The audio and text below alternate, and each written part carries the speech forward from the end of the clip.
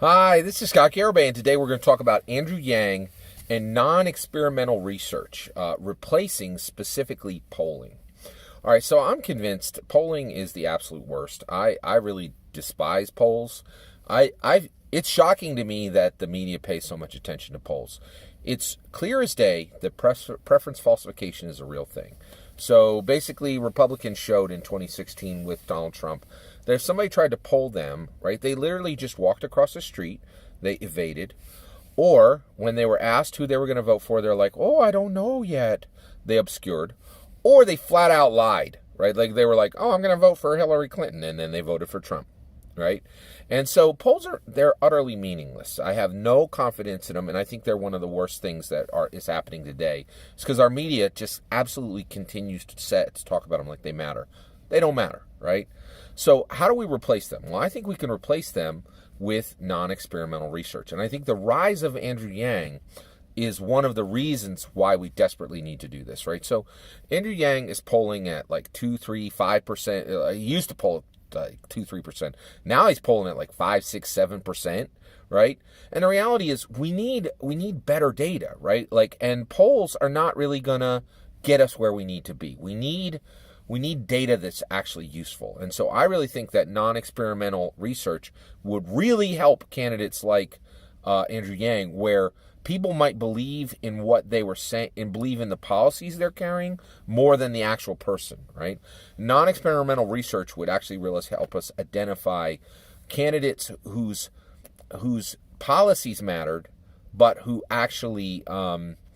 policies matter, but maybe people didn't even know their name, right? There's all kinds. So this idea of non-experimental research is incredibly important, and I think it's really transformative. And I think we, as Andrew Yang followers, we should really start to support organizations that are signaling that they're going to start this, and really start to call for it through Twitter, through all the social media platforms, right? So let's talk about what would it look like, okay? So the way you would do non-experimental research is where you look at the behavior that's actually being displayed, rather than asking someone of their opinion, right?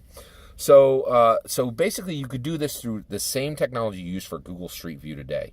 Just put cameras on cars, have them drive around, and then capture actual behavior and data. You could also send people into stores, neighborhoods, parks, all kinds of public spaces to collect data as well, right? So what kind of data would you collect?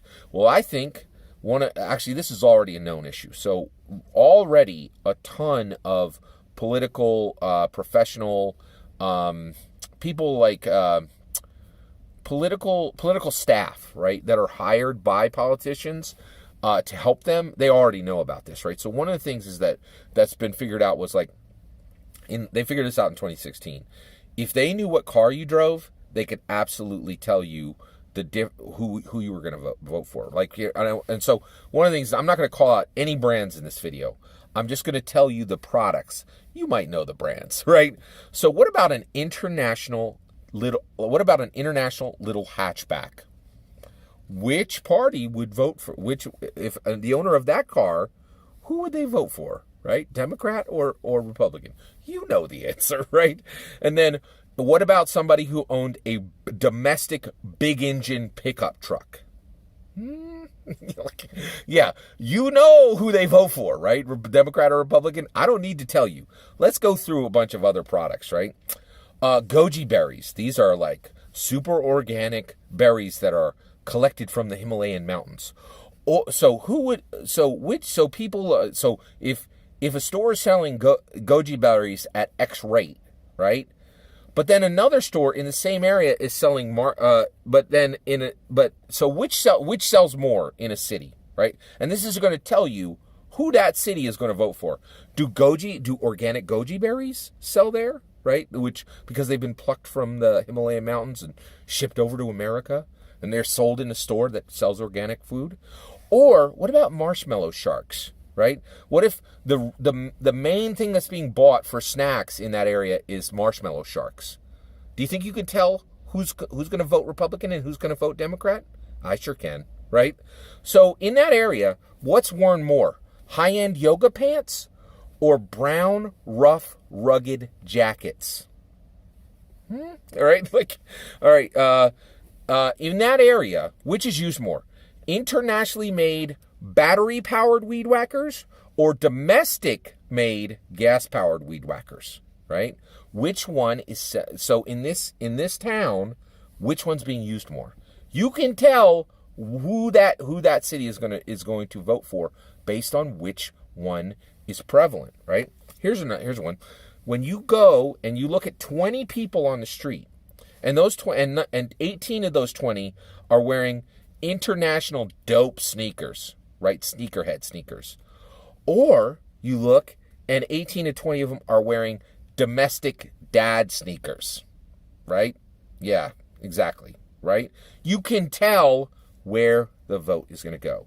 Now, if we start doing this, non-experimental research, first of all,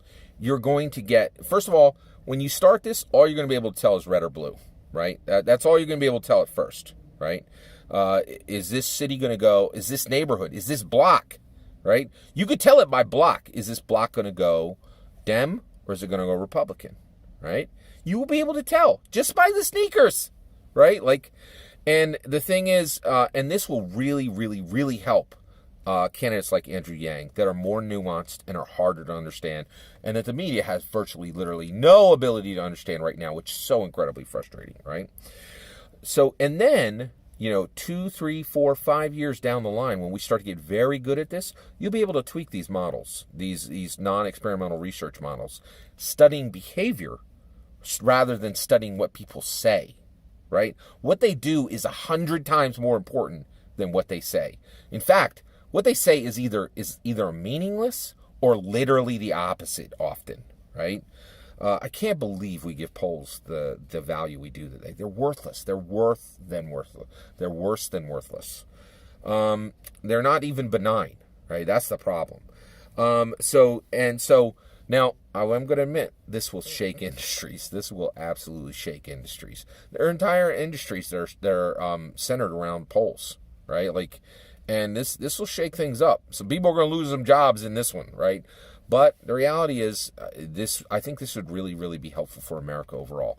I am 100% for non-experimental research, specifically to show the value of nuanced, new type, exciting, innovative, unique candidates like Andrew Yang, right? That really, polls are killing them because polls are so lame and so much less and so much worse than useless. All that's my opinion. What do you think? Do you think we should start to switch over to non-experimental research, to tracking people's behaviors, to tracking what brands they're buying, rather than what they're saying with their mouths, right? Because their actions are speak a lot louder. I'd love to hear your opinion. Let me know in the comments below. Please consider liking and subscribing, and have a wonderful millennium.